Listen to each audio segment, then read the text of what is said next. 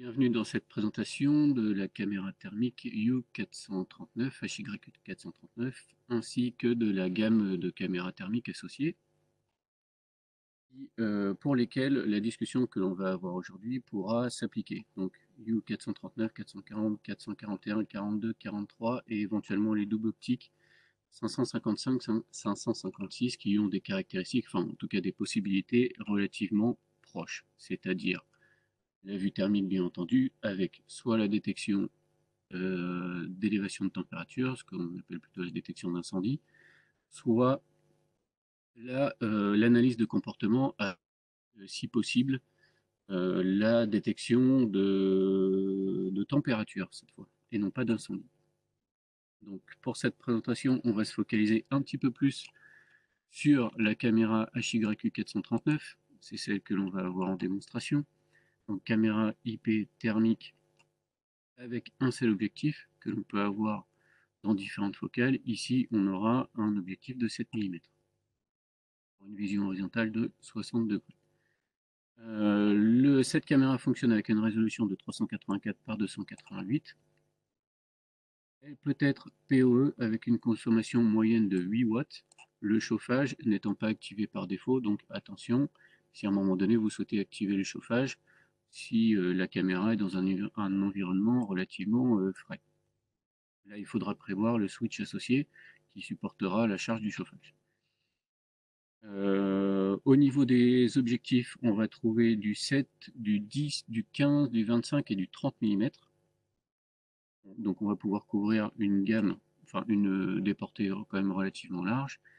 Et je vais vous donner quelques précisions un petit peu plus tard dans la vidéo concernant cette donnée, donc la focale, et les possibilités de la caméra en détection, en analyse de comportement. Donc la caméra, c'est donc une caméra IP qui est accessible directement par son interface web locale et sur laquelle on va avoir différentes choses qui vont s'afficher. Donc là, on a déjà quelques petites choses qui sont paramétrées. Mais surtout, ce qui va nous intéresser aujourd'hui, ce sont les deux modes de fonctionnement. Le mode de fonctionnement incendie que l'on va voir par le biais d'une vidéo que je vais vous diffuser, puisque les changements de mode de fonctionnement sur cette caméra sont relativement longs et on ne va pas perdre 5 minutes à basculer de mode de fonctionnement. Donc là, la caméra est déjà dans un mode de fonctionnement d'analyse de comportement et de mesure de température. Et pour la partie incendie qu'on va voir tout de suite, je vais vous diffuser une vidéo et bien entendu la commenter.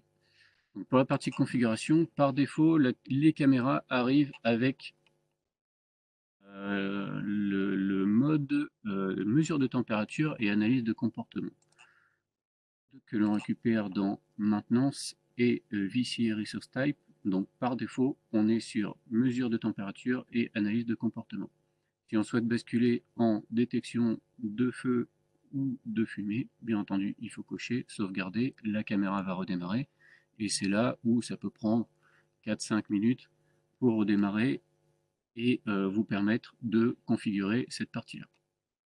C'est ce qu'on va voir maintenant sans l'appliquer sur la caméra, mais par le biais d'une vidéo. Donc on va supposer que la caméra a redémarré. On va s'identifier dessus.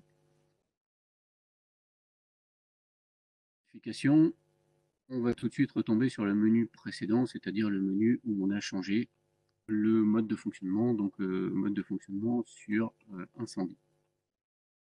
On le voit ici. Ensuite, sur le menu local, on va décider de ce que l'on affiche directement sur l'interface web de la caméra, sur le signal vidéo. Donc là, il est important de cocher les cases pour localiser les sources de température et également les points de départ de feu. Une fois que ça c'est fait, on va se rendre dans Event et Smart Event. Et dans la partie Dynamic Fire Source Detection,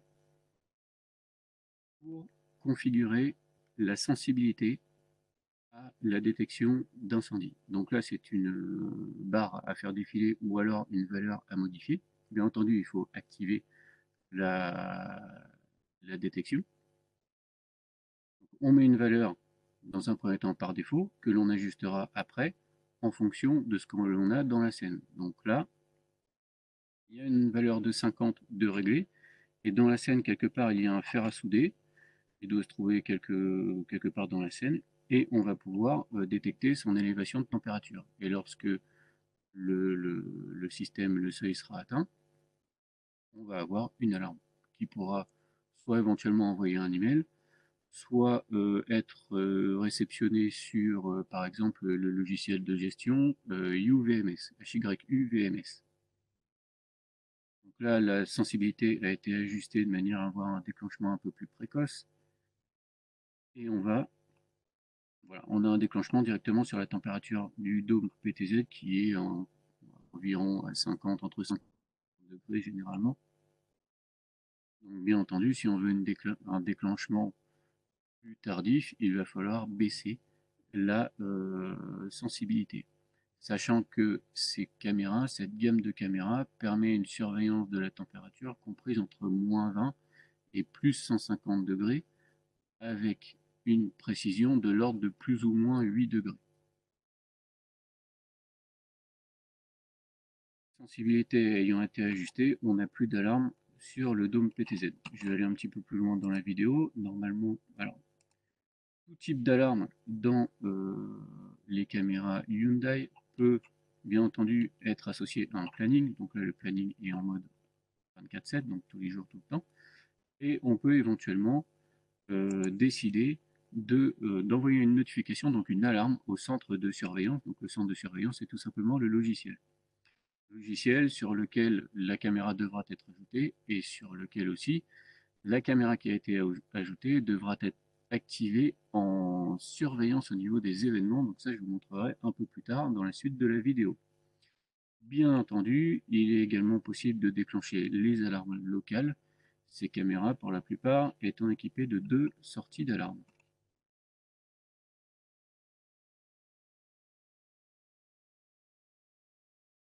Donc là, il va y avoir un petit test de détection de température. Donc on est sur une valeur de 30. En vue live. C'est un petit peu pour que ça soit plus vite. Voilà. Le fer à souder est ici, il est en train de monter en température. Pour l'instant, il n'y a pas d'alarme. Alors la flèche ici a été rajoutée pour vous indiquer dans la scène où se trouvait l'objet. Ce n'est pas quelque chose qui est généré par la caméra. J'essaie d'avancer un petit peu.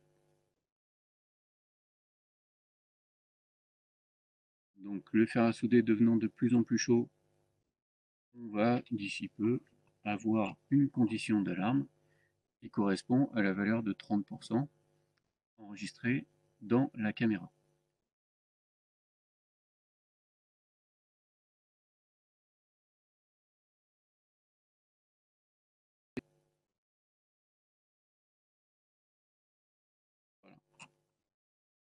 Donc la flèche n'est toujours pas générée par la caméra. Ce qui est généré par la caméra, c'est le cadre ainsi que le chiffre et le petit curseur bleu qui se met directement en place sur l'élément qui est plus chaud que la moyenne de la scène.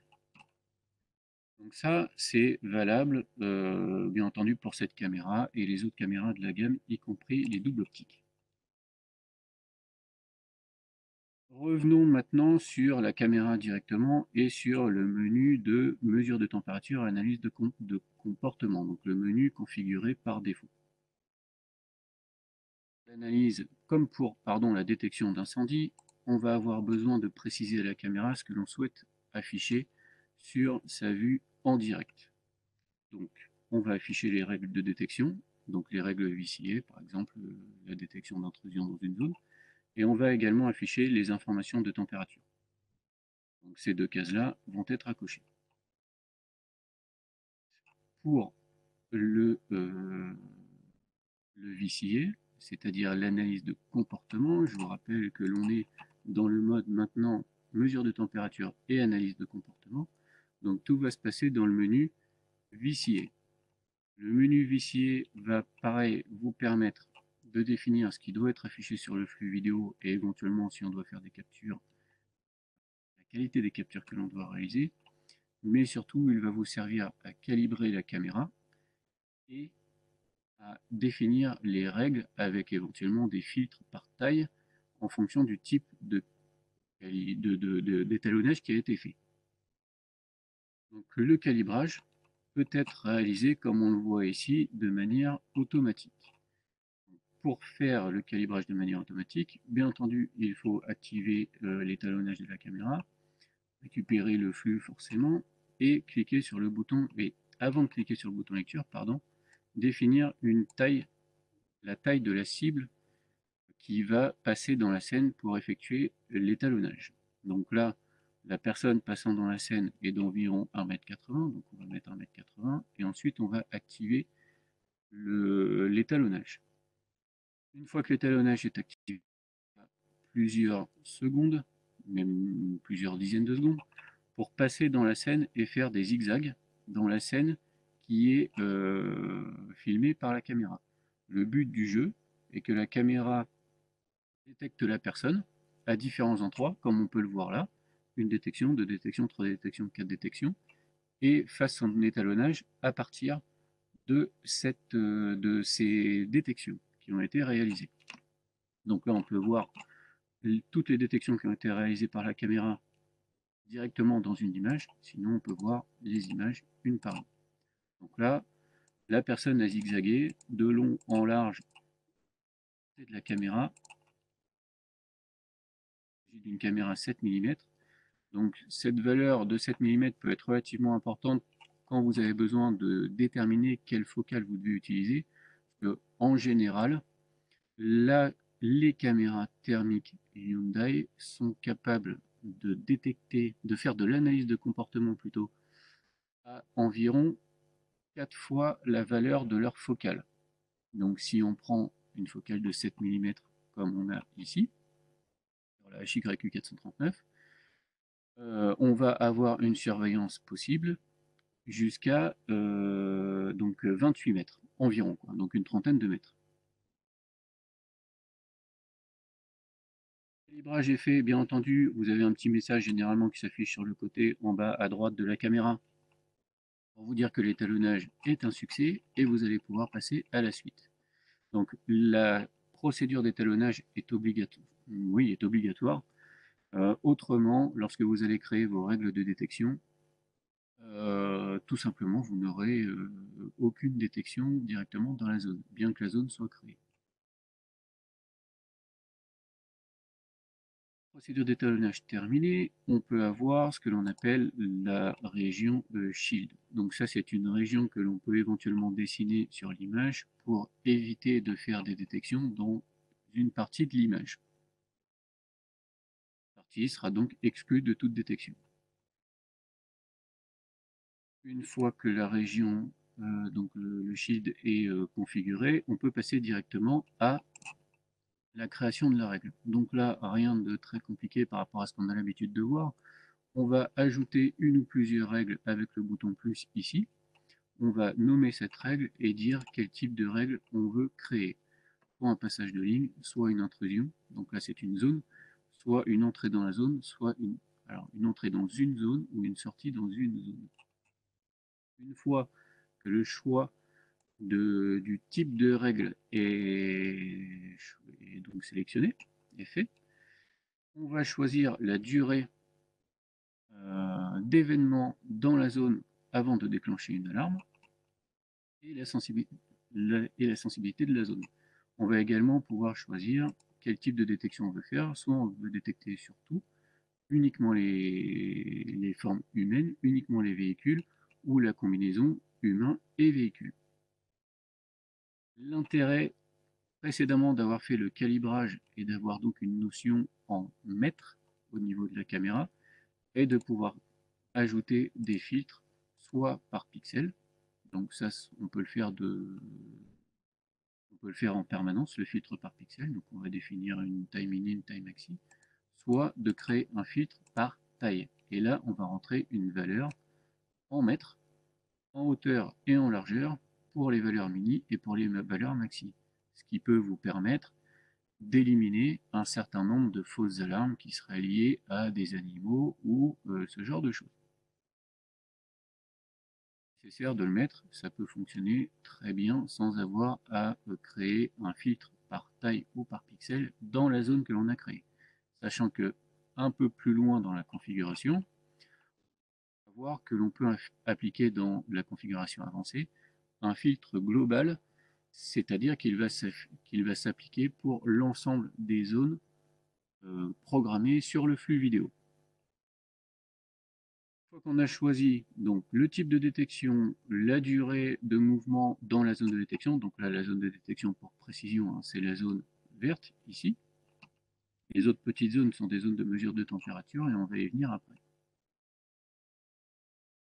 Un planning d'associé à la zone de détection, donc là pour la démonstration il est en 24/7, donc un fonctionnement permanent, et éventuellement un lien, donc soit l'envoi d'un email, soit, enfin et ou, hein, ça peut être les deux en même temps, la notification vers le logiciel, éventuellement le déclenchement des sorties d'alarme, et pourquoi pas et le déclenchement de l'enregistrement local. La carte SD est équipée, si la caméra est équipée d'une carte SD. Une fois que c'est configuré de cette manière-là, on va pouvoir passer à la configuration avancée. Où là, on va pouvoir régler en fonction du site, mais ce n'est pas forcément nécessaire. On va pouvoir régler les différentes sensibilités. Le fait de récupérer une seule alarme par détection. Donc ça peut être important si vous voulez éviter d'avoir des alarmes multiples. Si jamais il y a quelqu'un qui traverse la zone et que ça lui prend, je ne sais pas, 30 secondes à traverser, à chaque détection, on va avoir une alarme. Donc là, le but, c'est d'avoir qu'une seule alarme et non pas 50 à la suite. On va également pouvoir créer un filtre sur la scène. Donc généralement, on va utiliser le filtre général pour une vue globale. Si jamais on a une scène avec une profondeur de champ assez élevée, on peut choisir Distant View. Et si jamais dans la scène on peut avoir des interférences liées aux végétaux, aux feuilles, aux branchages, etc., on peut définir de ce type de scène pour justement éviter d'avoir des déclenchements à ce niveau-là. Le menu Global Size Filter, c'est donc ce que je vous expliquais précédemment. Donc on peut affecter un filtre global à l'ensemble de la scène et également par taille, donc exprimé en mètres, mini, maxi, sur la caméra complète. Pour la partie mesure de pour la partie détection, analyse de comportement, pardon. Au niveau de la détection, de la mesure de température, donc encore une fois, ces caméras-là sont faites pour des températures comprises entre -20 et +150 degrés, avec une précision de plus ou moins 8 degrés. Que l'on soit en mode incendie ou en mode mesure de température, c'est la même chose, les caractéristiques sont identiques. Pour la caméra, pour la mesure de température, et également forcément ça va s'appliquer aussi sur l'analyse de comportement, j'en ai pas parlé jusqu'à maintenant, mais on peut définir d'un mode d'affichage bien entendu différent que noir et blanc, même si généralement c'est celui qui est le plus apprécié pour avoir un fort contraste et les détections les plus avec le moins de fausses alarmes. Si on n'aime pas le mode blanc chaud, on peut choisir noir chaud, donc là on inverse carrément l'image, éventuellement le mode arc-en-ciel ou fusion pour avoir une vue un peu plus colorée. Donc là par défaut on va rester, que ça soit pour l'analyse de comportement ou les zones ou les points de mesure de température, dans le mode noir et blanc, avec le blanc pour les objets chauds dans l'image. Mesure de température, pareil, on a toujours le même type de fonctionnement. On va bien entendu activer la mesure de température, activer les différentes informations que l'on peut afficher sur le flux vidéo. Ici, on va avoir l'intervalle de temps pour le rafraîchissement des données, la valeur que l'on veut donner à la température, donc soit en Celsius, en Fahrenheit ou en Kelvin, donc, généralement nous, en Celsius, et ensuite la plage de température, donc comme indiqué précédemment, entre -20 et 150. On va avoir également un réglage du taux d'émissivité de ce que l'on surveille dans l'image et également une distance. Donc là, dans notre cas, la distance étant relativement faible, généralement pas beaucoup plus de 6-7 mètres. Pour la démonstration, bien entendu, j'ai réglé la valeur à 6 mètres. Et le taux d'émissivité, 0,96, c'est le taux moyen réglé dans la caméra. Si vous avez des choses à surveiller un peu plus particulières, comme par exemple du béton, des végétaux, etc., le taux ici devra être modifié en fonction de la valeur de ce que vous avez à surveiller. Un petit tableau de valeurs qui peut vous être transmis afin d'essayer de choisir le meilleur taux pour avoir la meilleure mesure possible. Petit réglage avancé pour la mesure de température, c'est là où on va pouvoir régler des zones ou des points de détection. Donc là, ici, j'ai trois zones, une zone sur une table, une zone sur le dôme motorisé et un point, donc région pointe, directement sur une caméra fixée au plafond. Ces zones s'activent dans le tableau en dessous de l'image, donc on active, on donne un nom à la zone. On définit si c'est une zone point, région, ligne, le taux d'émissivité en fonction de ce qu'on surveille, la distance éventuellement à renseigner, la température réfléchie, donc ça c'est un peu plus particulier, je vais vous en parler juste après, et si on veut éventuellement déclencher des alarmes sur la mesure de température. Par exemple, la zone numéro 1, donc qui est la zone sur la table, et on va définir les conditions d'alarme que l'on souhaite avoir. Donc là, par exemple, on a plusieurs conditions d'alarme, donc c'est généralement en fonction du type de, de zone ou de point que l'on choisit, on va avoir plus ou moins de règles disponibles. Donc là, par exemple, élévation, enfin, température mesurée, température max au-dessus ou en dessous du seuil qu'on aura réglé. Pareil pour la valeur pour le seuil minimum, pareil pour la température moyenne, par exemple. C'est sûr, au-delà de la température max. On définit une température max à 130 degrés, par exemple. On fera une démonstration après. Et on définit un seuil de préalarme à 100 degrés, avec une tolérance de 3 degrés pour la zone qui se situe sur la table. On a ensuite la zone qui se situe sur le dôme motorisé, donc elle ne devrait pas trop bouger. Là, pareil, on a une mesure de température au-delà du seuil max que l'on a configuré, c'est-à-dire 65 degrés, avec une préalarme à 60 degrés et toujours une tolérance à 3 degrés près. Pour le point, cette fois, qui est ici, situé au plafond, on a la même chose, avec la température moyenne, cette fois, c'est la seule option disponible lorsque l'on met un point sur une image. On a en dessous de la température moyenne ou au-dessus de la température moyenne, et là, le seuil est fixé à 55 degrés, le seuil max, avec un seuil de préalarme à 50 degrés et toujours une tolérance de 3 degrés.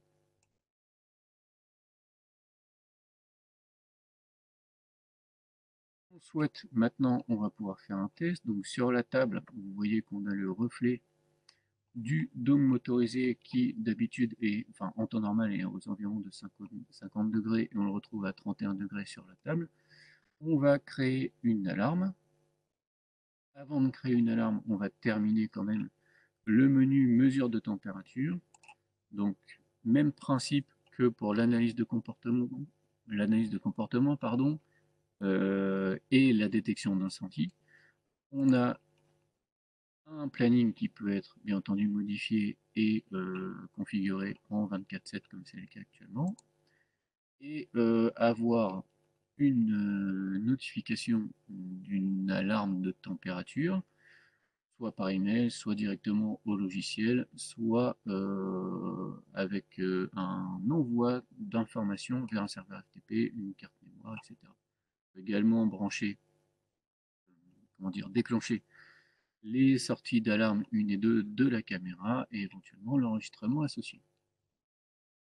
Donc on va revenir sur la partie live. Et on va surveiller l'élévation de température dans la zone numéro 1. Donc pour rappel, on a une configuration d'alarme pour la zone 1 qui est une préalarme à 100 degrés et une alarme, une condition d'alarme, la vraie alarme, à 130 degrés. On revient sur la vue live. Quelques instants. Allez faire le test au niveau de la température de la zone 1. Donc vous aurez les deux tests d'ailleurs, la détection avec mon collègue qui est en train de déclencher la zone et la mesure de température. Donc vous voyez tout de suite que la température progressivement, la valeur de 100 degrés est atteinte, la bordure de la zone passe en jaune pour la condition de préalarme. Ça c'est une valeur qui est réglable, hein, bien entendu. Dès que le seuil de 130 degrés est dépassé, la valeur passe en rouge. Donc les conditions, les couleurs de déclenchement, pré-alarme, post-alarme, etc. Ça, c'est quelque chose qui est paramétrable, hein. Si vous ne voulez pas que ce soit du jaune ou du rouge, vous pouvez mettre les couleurs que vous souhaitez. Le système a été arrêté, la température chute petit à petit, et bien entendu va redescendre à une valeur normale et éliminer la condition d'alarme. Donc ces conditions d'alarme, on passe en dessous de la valeur de 130 degrés, donc on revient en condition de pré-alarme. Et lorsqu'on passera en dessous de la valeur de 100 degrés, en condition normale, donc avec la bordure verte. Les autres valeurs n'étant pas, elles, affectées par le changement dans la zone 1, donc l'idée de, enfin la zone numéro 2 et le point numéro 3 n'ont pas évolué. Donc on peut régler un certain nombre de zones, de points et éventuellement de lignes dans l'image. Bien entendu, le nombre n'est pas infini, on a le droit à quelques, ça doit être une dizaine, j'ai plus le chiffre en tête, mais ça doit être une dizaine de zones ou de points dans l'image. Voilà pour donc la détection, parce que là vous avez eu les deux en même temps, la détection, donc analyse de comportement dans la zone bleue, la détection de température dans la zone numéro 1. On va voir aussi comment ça se déclenche dans le logiciel UVMS.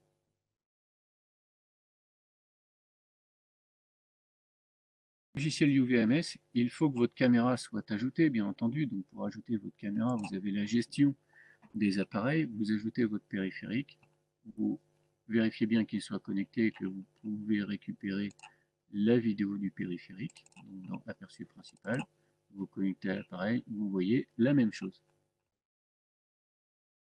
Comment s'assurer qu'au moment où on ajoute l'appareil, dans le menu outils et hop là, pardon, je vais revenir, bah, de toute façon c'est marqué là, comme arme périphérique, que la case associée à votre périphérique soit bien cochée. Donc ça, c'est la case ou la ligne qui vous permet de recevoir au fil de l'eau les événements de la caméra.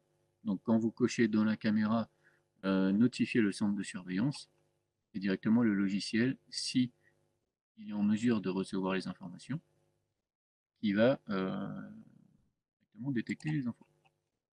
Ensuite, vous avez soit dans la partie base de logiciel un élément que vous pouvez rendre visible ou invisible en fonction de ce que vous voulez faire, c'est la liste des événements.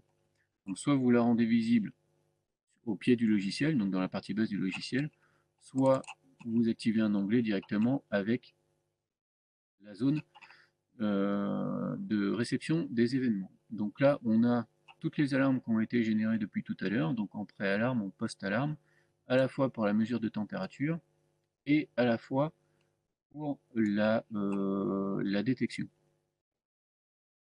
Pas d'enregistrement associé à cette caméra. Quand je clique sur le bouton lecture, je vais avoir une vue en live de la caméra, mais je n'aurai pas la vue enregistrée. Donc là, il faut associer de l'enregistrement à la caméra pour récupérer la capture qui a été faite au moment de l'alarme.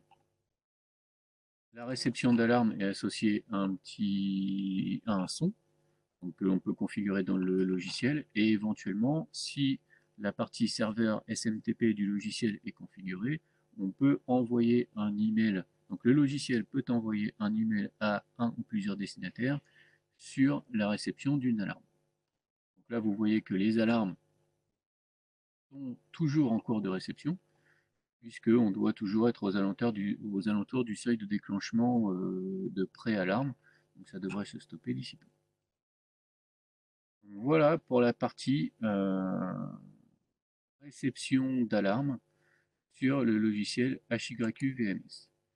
On a fait le tour des principales fonctions caméra thermique Hyundai, donc objectif fixe et double objectif inclus, puisque ce sont des valeurs que l'on récupère aussi sur la caméra double objectif. Là, vous pouvez voir, le seuil est passé en dessous des 100 degrés, la condition d'alarme n'est plus respectée, donc la zone est repassée en mode normal. Que cette vidéo vous aura permis d'en apprendre un petit peu plus sur les caméras Hyundai et leurs fonctionnalités. C'est terminé pour cette vidéo. Je vous souhaite une bonne journée et à bientôt dans la prochaine vidéo.